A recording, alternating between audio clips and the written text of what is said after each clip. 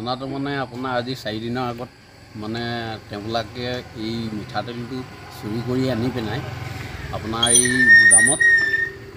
গুদামত ভৰ্তি কৰি ৰাখিছে।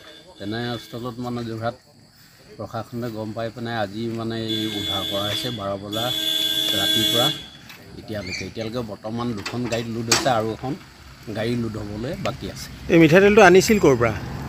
মিঠাতেলটো যিখন গাড়ীত আনিছিল আপোনাৰ ট্ৰাকখন কাৰ্বি আলঙত মানে আপোনাৰ তেল ডিপুত মানে নি থলেগৈ আৰু ইয়াত আনলোডিং কৰি নাই আনিছে এইটো যোৰহাটৰ পৰা। এই মালিকজন কোনে আচলতে এই তেলখিনি চুৰ কৰি ৰাখিছে? চুৰ কৰিছে এজন পদুম দাস বুলি কয়।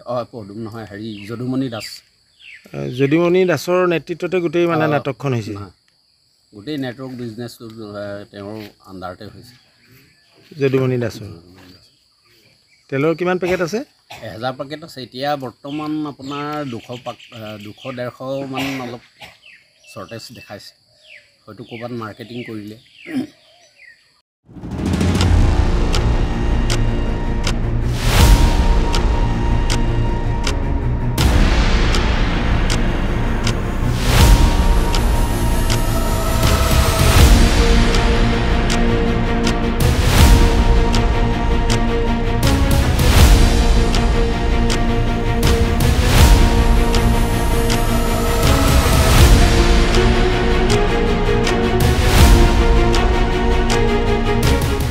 ঘটনাটো মানে আপোনাৰ আজি 4 দিনৰ আগত মানে তেওঁবিলাকে এই মিঠাতেলটো চুৰি কৰি আনি পেলাই আপোনাৰ এই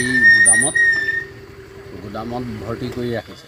তেনেস্থলত মানে যোৰহাট প্ৰশাসনে গম পাই পেলাই আজি মানে এই উদ্ধাৰ কৰা হৈছে 12 বজা ৰাতিৰ পৰা এতিয়ালৈকে বৰ্তমান 2খন গাড়ীত লোড হৈছে আৰু এখন গাড়ী লোড হ'বলৈ বাকী আছে। এই মিঠাতেলটো আনিছিল ক'ৰ পৰা? মিঠাতেলটো যিখন গাড়ীত আনিছিল আপোনাৰ ট্ৰাকখন কাৰ্বি আলঙত মানে আপোনাৰ তেল ডিপুত মানে নি থলেগৈ আৰু ইয়াত আনলোডিং কৰি নাই আনিছে এইটো যোৰহাটৰ পৰা। এই মালিকজন কোনে আচলতে এই তেলখিনি চুৰ কৰি ৰাখিছে? চুৰ কৰিছে এজন পদুম দাস বুলি কয়। পদুম নহয়, যদুমণি দাস। যদুমণি দাসৰ নেতৃত্বতে গোটেই মানে নাটকখন হৈছে। গোটেই নেটৱৰ্ক বিজনেছটো তেওঁৰ আণ্ডাৰতে হৈছে। যদুমণি দাসৰ তেলৰ কিমান পেকেট আছে? 1000 পেকেট আছে। এতিয়া বৰ্তমান আপোনাৰ 200-150 মান অলপ শ্বৰ্টেজ দেখাইছে, হয়তো ক'ৰবাত মাৰ্কেটিং কৰিলে।